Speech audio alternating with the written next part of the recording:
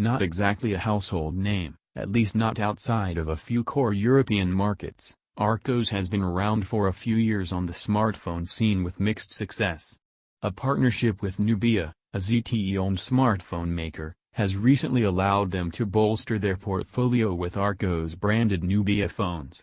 Nubia has been known for their premium products, forward-thinking designs, and innovative engineering, so who knows, maybe that's exactly what the French company needed to make a better name for itself on the European market. Either way, this is how the Archos Diamond Omega came to be, and it is no secret that the handset is a rebranded ZTE Nubia Z17s.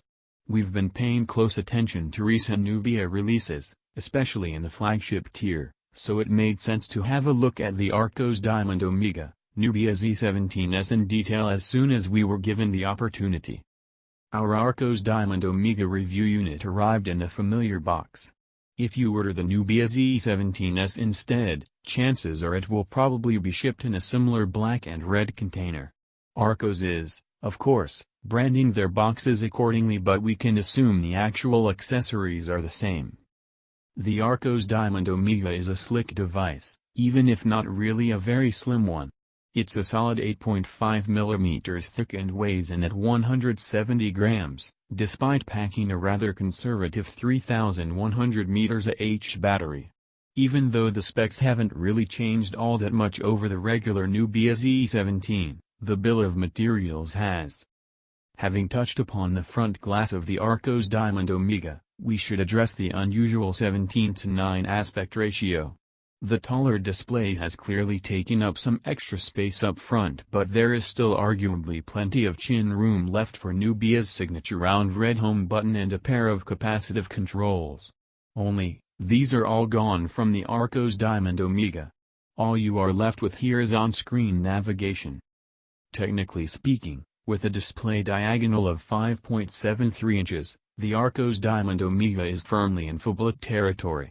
Then again, in practical terms, the Z17s is closer to the 5.5-inch, 16:9 golden standard in both usability and footprint.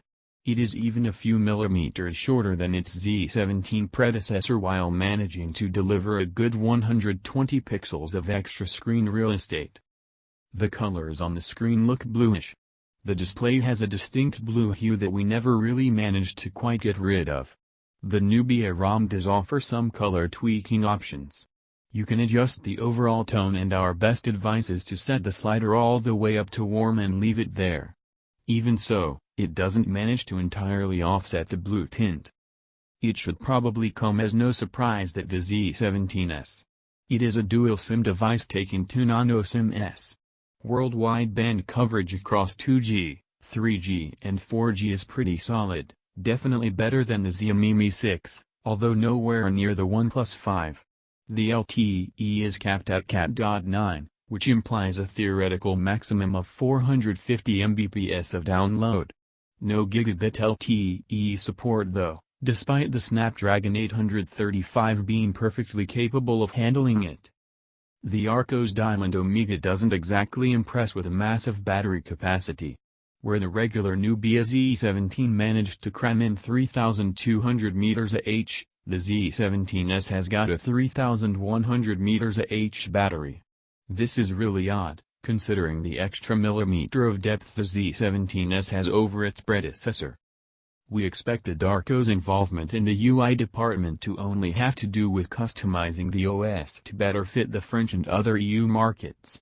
However, the Nubia UI launcher we found on the phone seems to have been rather stripped of most extra features we're used to seeing on Nubia phones. Don't get us wrong, we do appreciate the lack of bloatware in the full Google App Package and Play Services integration, however we miss the numerous interesting features the Nubia UI is known for. These appear to have been plucked out of the software, oftentimes leaving behind noticeable holes and even non-functioning menus and controls.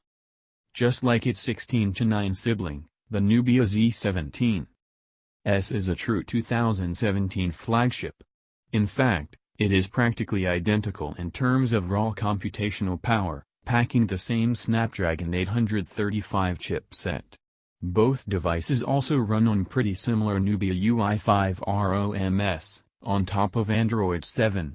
So, we expect a similar, if not identical, performance between the two. The Archos Diamond Omega is stuck with a single speaker, just like the Nubia Z17. However, it is vastly improved, both in terms of quality and loudness. The Archos Diamond Omega comes with a surprisingly capable video player preloaded.